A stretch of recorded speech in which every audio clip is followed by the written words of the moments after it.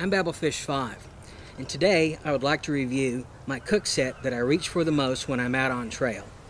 It's the Evernew Titanium DX2 Cookset. This Cookset weighs 6.2 ounces, sells between $50 and $55. The kit itself won a 2005 Backpacker Magazine's Editor's Choice Award. The first thing I noticed when I took this Cookset out of its stuff sack is the real high tolerances they have on the manufacturing. Everything on this Cookset is really tight. Most Cooksets, if you did something like this to it, you'd have your lid flopping all over the place. This Cookset, now I can do this, I can pull the lid off, but it just takes a really hard shake to do that. So the tolerances on this are very tight, very impressive. The Cookset itself, you have your fold-out lid handles that have the silicone rubber insulation on them, like a lot of other ones, and like a lot of other ones, it works just fine. The pot itself, it's got gradient markings at the 300 and 600 milliliter marks, but the pot can handle about 30 ounces to 31 ounces, so it's just shy of 4 cups. Your pan can handle 16 ounces, so about 2 cups.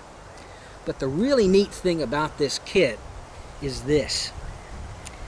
This is a ceramic silicone non-stick coating made with buckyballs and an inverted left-handed twist.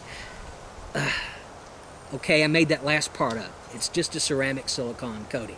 I think it's a powder they spray on and they bake it into the kit. But this is a lot tougher than Teflon, but it's not bulletproof. The kit itself works really well. I'm very impressed with it. I only have one real complaint about the kit. Okay, my complaint. The lip. The spout here, this is the spout for pouring water. And it's really not deep, and it's not really deep enough to pour water really well, or pour water out of the pot really well. So just be aware of that, and if you're going to pour water out, pour it slowly, because that lip, well, it's not deep enough. The spout's just not deep enough. You put the lid on, and you click it in tight. You'll notice here, there's a small gap that fits in between that lip. That small gap is how you pour out and you drain the water off of any pasta or rice dishes that you're cooking, and that works really well. Okay, so that's my only real complaint about the kit. And it's not really a complaint, it's just more an annoyance. I know why they did it, and I can agree with it. Not sure if I would have done it that way, though. All in all, if you're looking at buying this kit or another kit, you need to be aware of limitations of the non-stick coatings.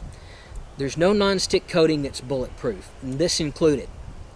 So if you have a kit with a non-stick coating or are looking at it, there are about 3 things you need to be aware of. First off, high heat. If you're taking a high heat and really turning up like a canister stove or a white gas stove under super high heat and cooking this with it, you're probably eventually going to end up damaging the coating.